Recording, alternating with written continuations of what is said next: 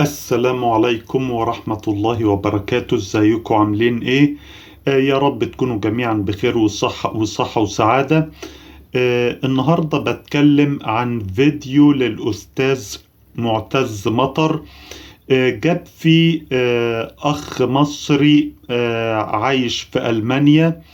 الأخ المصري اللي عايش في ألمانيا وراله إحدى الدكاكين في ألمانيا، ووراله قد إيه الأسعار في ألمانيا رخيصة مقارنة بالدخل.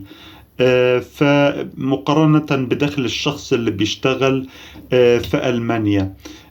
طيب أنا بحب أركز على نقط مهمة جدا. هذا الشخص المصري اللي عايش في ألمانيا أشار إليها. أولهم إنه قال إن الحد الأدنى للأجور في ألمانيا هو 12 يورو الساعة، وده صحيح. وقال إن بناء عليه في الشهر الإنسان بيعمل كحد أدنى للأجور 2000 يورو في الشهر. وده تقريبا صحيح بناء على حسابات ان الشخص بيشتغل 8 ساعات في اليوم، 5 ايام في الاسبوع، يعني 40 ساعة في الاسبوع. فنقول تقريبا فعلا الشخص اللي هو بيشتغل في ألمانيا الحد الأدنى للأجور ده لو بيشتغل دوام كامل 40 ساعة في الأسبوع هيشتغل ب2000 يورو. وحضراتكم السؤال الأولاني اللي بيجي هنا: هل كل الناس في ألمانيا شغالة دوام كامل ولا في منهم اللي شغال دوام جزئي؟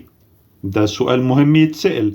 النقطة التانية إن أخونا المصري قال إن الواحد من دول في ألمانيا بيعمل حد أدنى 2000 يورو يصرف منهم ويعيش كويس. هذه الجملة جملة خاطئة، لأن في ألمانيا على الأقل في حدود تلت المرتب أو تلت الدخل بيطير في الضرائب. ألمانيا الضرائب فيها لا تقل عن الضرائب في أمريكا بل تزيد. فال2000 يورو دول يا أخوانا اللي بيعملهم الألماني كحد أدنى للأجور من الدوام الكامل في الشهر، ال2000 يورو دول بيخش جيبه منهم في حدود 1200 أو 1300 يورو. يزيدوا شوية يعني حسب كذا عامل بيأثر في النقطة دي. انت مخلف كام عيل إلى آخره.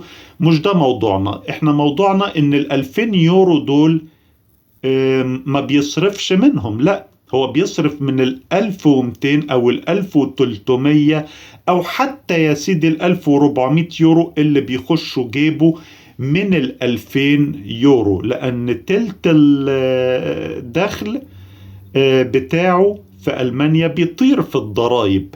دي أهم نقطة أحب أركز عليها وأرد عليها.